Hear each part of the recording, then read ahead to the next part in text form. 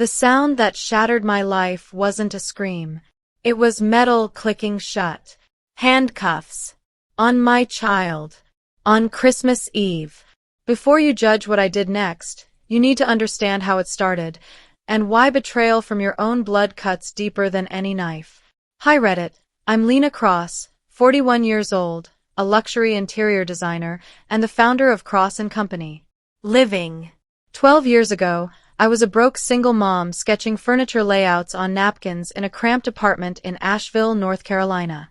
Today, my firm designs estates for tech founders and pro athletes. I built everything from nothing while raising my daughter Mila alone. I believed success couldn't change family. I was wrong. Christmas Eve last year was supposed to be peaceful. Snow on the porch. Cinnamon candles burning. A red bow on every gift. I had flown to Chicago for a 12-hour meeting with investors, trusting my parents to watch Mila overnight like they had dozens of times before. Nothing felt off. That's the part that still haunts me. I landed at 9:40 p.m. My phone had no missed calls. No frantic texts.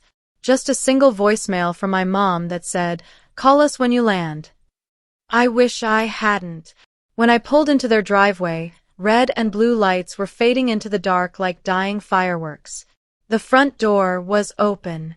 A stocking had fallen off the mantel. And my daughter was gone. I didn't scream. I didn't cry. I just stood there frozen, because some instinct deep inside me already knew the truth. My father finally spoke. Calm. Detached. "They took her downtown," he said. "We had no choice." No choice? According to him, my younger brother Evan, 36, unemployed, and living in my parents' basement, claimed Mila stole a diamond watch from his room. A watch worth more than most people's cars. A watch I had never even seen. My daughter denied it. She cried. She begged. So my father called the police. On Christmas Eve. And my mother stood there holding a mug of cocoa like this was just another holiday inconvenience. I remember asking one question. "Did you search Evan's room?" Silence. That's when my knees almost gave out. Hold on, before we get into the real stuff, I want to know, what are you doing at this exact moment while hearing my voice? Are you alone? Driving? Wrapping gifts? Tell me in the comments. I read every single one.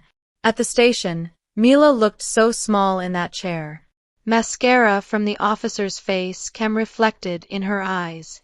She kept whispering, "Mom, I didn't do it," like she was afraid the truth might stop working if she said it too loud. They released her after an hour. No evidence. No watch. Just procedure. Procedure doesn't erase trauma. On the drive home, Mila asked me something I'll never forget. Why did Grandpa believe Uncle Evan instead of me? I didn't answer. Because I didn't yet know how cruel the real answer was. That night, after Mila finally fell asleep clutching her stuffed reindeer, I went back to my parents' house. The tree was still lit. Carols playing softly. Everything looked perfect. And that's when I noticed something under the couch. A familiar black velvet box. Empty. What I found next would prove my brother never lost anything at all. And that my family had just made the biggest mistake of their lives. Here's the thing about betrayal. It never comes loud. It comes quiet, hiding under couches, smiling at dinner tables. I stood there staring at that empty velvet box like it was laughing at me. Same brand. Same custom gold stitching. I'd bought Evan that watch 2 years ago when I stupidly thought helping him get back on his feet meant enabling him forever. And now he'd used it to put my kid in handcuffs. I picked up the box and walked into the living room where my parents sat pretending nothing was wrong. The TV was on. Some cheesy Christmas movie. Fake snow. Fake smiles. Just like them. "Where's the watch, Dad?" I asked. He didn't even look at me. "Evidence," he said. "Police took it." Lie. I dropped the empty box on the coffee table. It landed hard. The sound cut through the room. My mom flinched. That's weird, I said calmly. Way too calmly. Because this was under your couch. And it's empty. Silence hit like a brick wall. Evan came down the stairs right then. Hoodie. Smirk. Acting like he just woke up from a nap instead of ruining a child's Christmas. You always were dramatic, Lena, he said. Maybe Mila put it back after she got scared. I saw red. But I didn't scream. I didn't slap him. That would have been too easy. Instead, I smiled. Because in that moment, a switch flipped. Not anger. Clarity. I realized something important. They didn't think they did anything wrong. So I left. That night, after Mila finally slept, I opened my laptop. No whine. No tears. Just focus. I pulled security footage from my parents' house. I'd installed the system myself years ago when my dad's health started slipping. They forgot one thing. I still had admin access. I scrubbed through the footage from earlier that day. Noon. Evan going upstairs. 12:17 p.m. Him slipping the watch into his coat pocket. 12:19. Him hiding the empty box under the couch. At 12:42, Mila walked into the room to grab wrapping paper. Never went upstairs. Never touched his stuff. Clear as day. My hands shook, but not from fear. From rage that finally had direction. Then I checked my phone records. Guess what? Evan called the police himself first. My dad just confirmed the story. They planned it. On Christmas Eve. I sat back in my chair and laughed. A low, broken laugh. Because suddenly everything made sense. The jealousy, the comments about my money, the way Evan always said I owed the family. This wasn't about a watch. This was about punishment.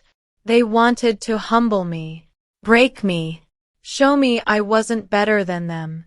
Instead, they handed me a loaded weapon. The next morning, Christmas Day, I made pancakes for Mila. Extra whipped cream. Extra smiles. I let her open her gifts. I let her feel normal again. But inside, I was already 10 moves ahead. While my parents posted fake family photos on Facebook talking about togetherness, I emailed my lawyer. Then my accountant. Then a private investigator I'd worked with years back during a corporate lawsuit. I also did one more thing. I called Evan's probation officer. Turns out, he forgot to mention his stolen watch was tied to a pending fraud case. Funny how that works. By noon, my phone buzzed. Lena, my PI said, you're not gonna believe where Evan pawned that watch. I looked at Mila laughing on the floor, snow falling softly outside the window. Oh, I said quietly. I believe it.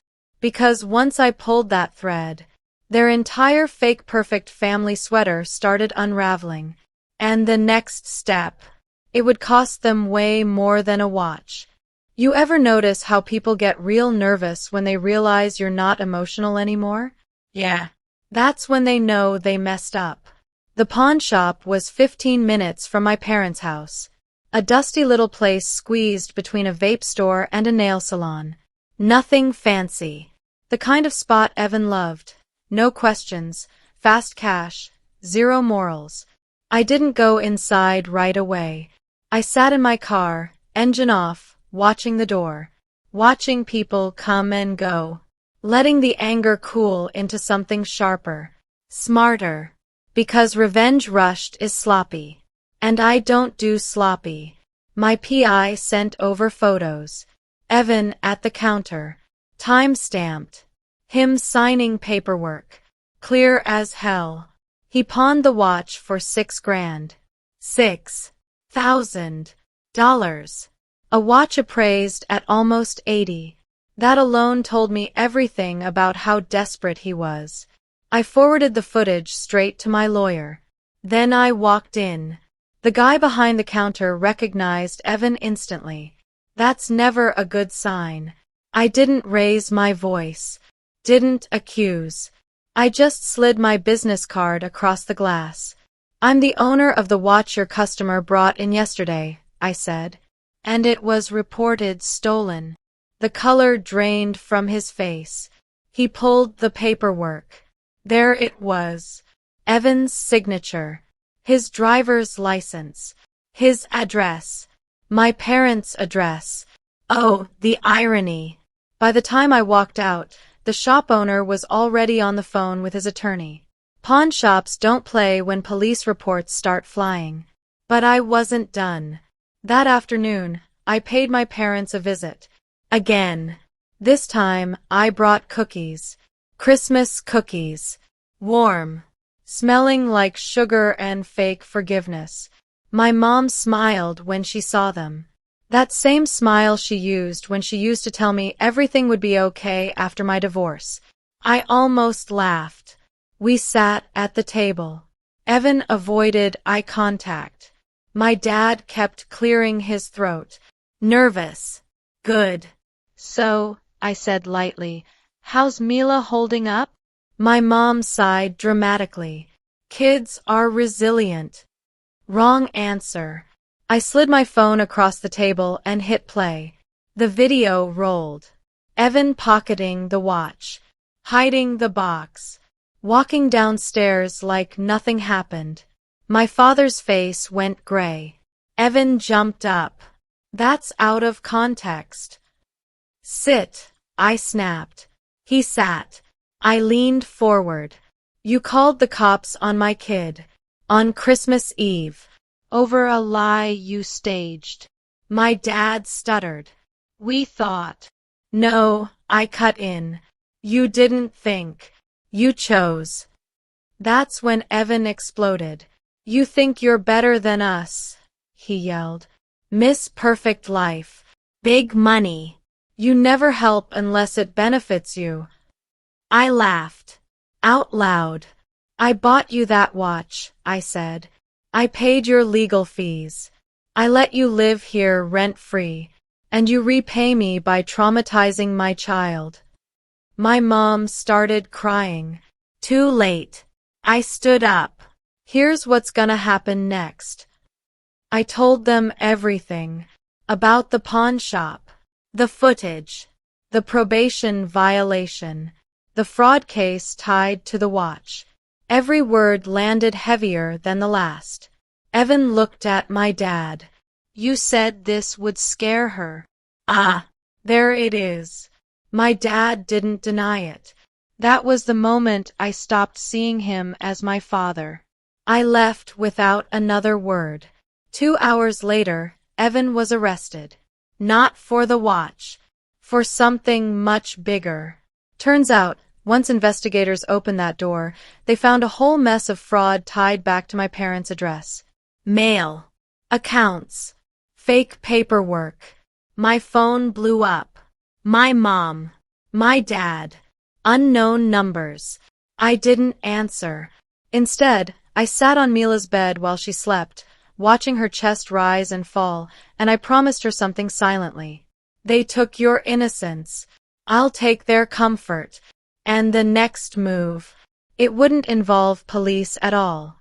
It would involve everything they cared about most. Here's what nobody tells you about family revenge. The real damage doesn't happen fast. It happens slow, quiet, and permanent. By New Year's week, Evan was sitting in county jail, and my parents were in full panic mode. Their phones were blowing up. Their church friends were confused. And suddenly, the same people who watched my daughter get cuffed were begging me to talk. I didn't.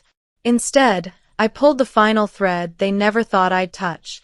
See, 3 years back, when my business really took off, my parents pressured me into setting up a family trust. They pitched it like a safety net. Estate planning. Legacy stuff. I was busy, tired, and still stupid enough to believe blood meant loyalty. So yeah, their house, their retirement account, The cabin they bragged about every Thanksgiving? All partially tied to my money. What they didn't know was I had sole authority to withdraw my contributions at any time. And after Christmas Eve, I wanted every cent back. I sat in my lawyer's office sipping burnt coffee while she laid it all out. Perfectly legal. Perfectly clean. And devastating. Once we file, she said, there's no undoing it. I smiled. File it. That afternoon, the trust was dissolved. By Friday, their bank accounts were frozen pending review. Their credit cards declined. Their mortgage lender called. The cabin went into default. And then came the call I'd been waiting for. My dad. His voice shook. Lena, we're going to lose the house. I didn't raise my voice. Didn't insult him. I just said one sentence. You should have thought about that before you put my daughter in handcuffs. Silence. Then my mom grabbed the phone, crying so hard I could barely understand her. We were trying to protect the family. I laughed. Not loud. Just enough. You destroyed the family, I said. I'm just correcting the balance. But the real twist? That came a week later. My PI called me again. You need to sit down. Apparently, when investigators dug through Evan's fraud trail, they found something else. Documents with my dad's signature. Not forged. Real. He'd co-signed fake applications. Helped move money. Covered tracks. Not because Evan forced him. Because he chose him. Over my child. The DA wanted to talk. I didn't hesitate. I handed over everything. Emails. Bank transfers. Signed paperwork. I didn't exaggerate. I didn't lie. I just told the truth. And the truth is brutal. By mid-January, my dad was charged as an accessory. My mom wasn't charged, but she lost her job at the non-profit board she loved so much. Reputation concerns, they said. Funny how reputation only matters when it's yours. That night, Mila asked me something while we were brushing our teeth. Are Grandma and Grandpa mad at me? I dropped the toothbrush. No, baby, I said, kneeling to her level. They're facing consequences. She nodded like she understood. Kids are smarter than we think. Then she said, I don't want to see them again. And just like that, my last ounce of guilt disappeared. A week later, my parents' house went up for sale. The same house where Mila was accused. The same living room where my mom stood silent. Gone. But the story didn't end there. Because losing money hurts. Losing status hurts more. And what happened next at their precious Christmas church? Yeah, that was the final blow. If you've ever lived in a small town, you already know this truth. The church bulletin might as well be the local news. And my parents, they lived for that church. Front row every Sunday. Holiday donations. My mom chaired the Christmas Eve charity drive for 10 straight years. My dad loved shaking hands, acting like the wise old man everyone should listen to. Status was their oxygen. So when that oxygen got cut off, they panicked. It started subtle. My mom called me, voice syrupy sweet, like nothing happened. Honey, people are saying things. We just need you to clear this up. Clear what up? The fact that they let police handcuff an 11-year-old girl on Christmas Eve? Or the part where my dad helped his golden son commit fraud? I didn't answer her. Because I didn't need to say a word. The truth was already moving faster than I ever could.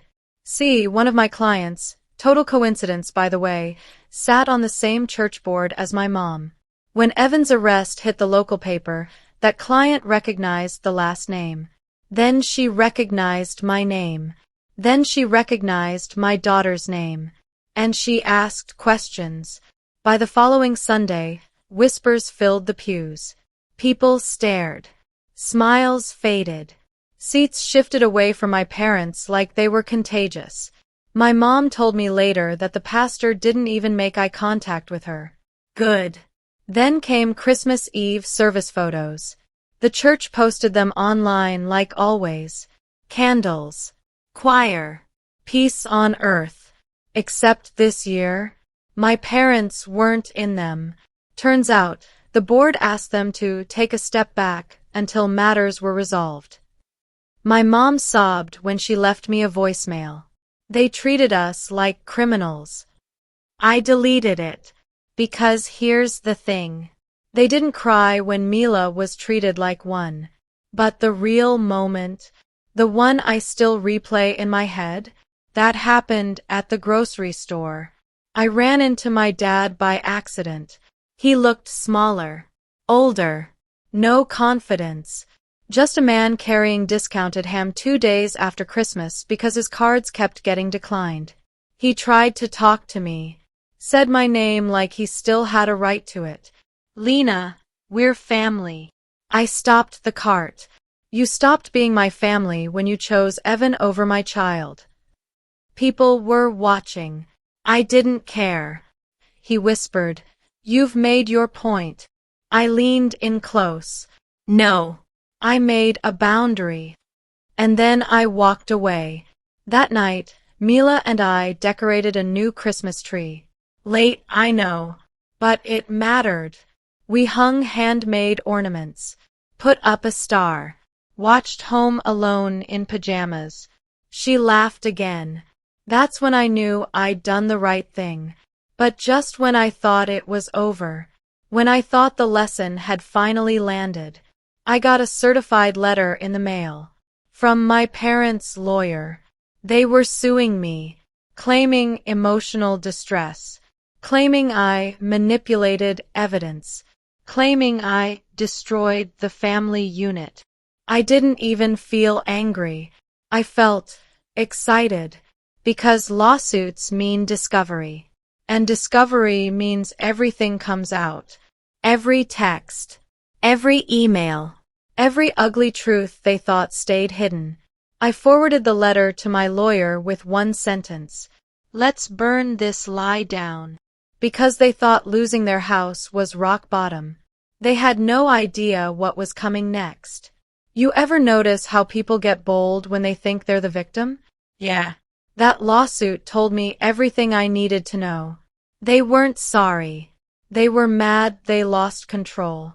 Discovery started in February. Cold. Gray. Fitting. My parents thought suing me would scare me into settling, into keeping things private. What it actually did was hand my legal team a flashlight and permission to search every dark corner they'd been hiding crap in for years. And boy, did we find things. Texts between my dad and Evan talking about teaching me a lesson. Emails where my mom complained that Mila was too sensitive and needed to learn consequences. Bank records showing small transfers from the trust into Evan's accounts that were never disclosed. All of it. In writing. Time-stamped. Undeniable. My lawyer called me one afternoon, her voice low but excited. Lena, if this goes to trial, it's not just a loss for them. It's public humiliation. I looked at Mila doing homework at the kitchen island, humming to herself like the world finally felt safe again. Good, I said. Let it be public. Meanwhile, Evan took a plea deal. Fraud. Probation violation. Possession of stolen property. He'd be locked up for a while. Not forever, but long enough to miss a few Christmases. Funny how life works. My parents, though, they were unraveling. They tried reaching Mila through old Christmas cards, through cousins, through church friends who suddenly remembered my number. Blocked. Ignored. Returned to sender. One night, my mom showed up at my door unannounced. No warning. No call. Just tears and mascara streaks freezing in the winter air. I didn't invite her in. I just want to see her, she cried. Please. I'm her grandmother. I wrapped my coat tighter. You watched her get cuffed and did nothing. She's a child, my mom sobbed. She'll forget. I shook my head. No. She'll remember. That's why you don't get access anymore. That's when my mom snapped. You think you're perfect, she yelled. You think money makes you right? I stepped closer, voice calm but deadly. No. I think protecting my child makes me right. I closed the door. Inside, Mila asked who it was. No one important, I said. And I meant it. The lawsuit dragged on, but my parents' lawyer eventually requested mediation. Translation: they were bleeding money and losing badly. In that meeting, my dad finally looked me in the eye. We never thought it would go this far, he said. I leaned back in my chair. You never thought I'd choose my daughter over your comfort. Silence. They offered a settlement, confidentiality clause, apology letter, a promise to do better. I refused, because apologies given under pressure aren't apologies. They're negotiations. I wanted one thing: custody boundaries, permanent no contact, and a public withdrawal of their claims. They didn't want to do it, until my lawyer slid one final document across the table. A draft complaint for intentional infliction of emotional distress, filed on Mila's behalf. Suddenly, they understood. The settlement was signed within 48 hours. The lawsuit dropped. The apology public. The contact legally prohibited. When it was over, I felt empty, not sad, just done. That night, Mila asked me if we were safe now. I kissed her forehead. Yes, baby, we are. But safety doesn't mean peace, because just when I thought the story was finally finished, when the dust settled, I got one last message from Evan. And what he wrote changed how I saw my entire childhood. I didn't want to open Evan's message. That's the messed up part. After everything, after the cops, the lies, the lawsuits, the fallout, I still hesitated. Because some part of me already knew whatever he wrote was going to rip open doors I'd spent years pretending were locked. But curiosity wins when you've lived your whole life inside other people's secrets. So I opened it. It was short. No fake apology. No excuses. Just this. Dad taught me how to do it. The lying. The setup. He did it to you first. My stomach dropped. He went on. Remember when you lost that scholarship in college? When everyone said it was just bad luck? Dad made a call. He didn't want you leaving. He said you needed to stay close. He's always done this. I just learned faster. I sat there staring at my phone while the room felt like it was tilting. Suddenly, everything clicked. Every time something good almost happened to me and didn't. Every opportunity that mysteriously vanished. Every moment my parents said, maybe it's not meant for you. It wasn't fate. It was control. I didn't respond to Evan. I didn't need to. His message wasn't a weapon. It was confirmation. And that's when the last piece of guilt finally burned away. I realized something powerful. They didn't just hurt my daughter. They hurt generations. And it stopped with me. That spring, Mila and I moved. New house. New school.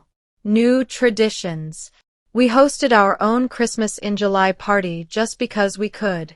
She laughed louder, slept better, stopped asking why adults did scary things. Healing doesn't come with fireworks.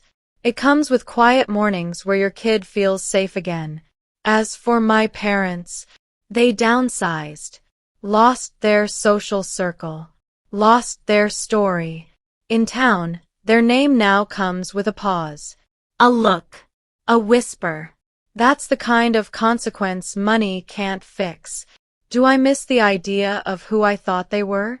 Yeah. Sometimes. But I don't miss the reality. On Christmas Eve this past year, Mila and I lit candles, baked cookies, and watched the snow fall in silence. No drama. No fear. No handcuffs. She looked at me and said, "This is my favorite Christmas." And that's when I knew. I won. Not because they lost everything, but because my daughter gained peace. So if you're listening to this and wondering whether standing up to family makes you heartless, let me tell you something. Protecting your child doesn't make you cruel. It makes you brave. And sometimes, the most powerful revenge is refusing to pass the trauma down. If this story hit you in the chest, do me a favor. Like this video, share it with someone who needs to hear it, and subscribe to the channel Silent Revenge Lab. We tell the stories nobody else dares to say out loud. And I want to know, would you have done the same thing I did?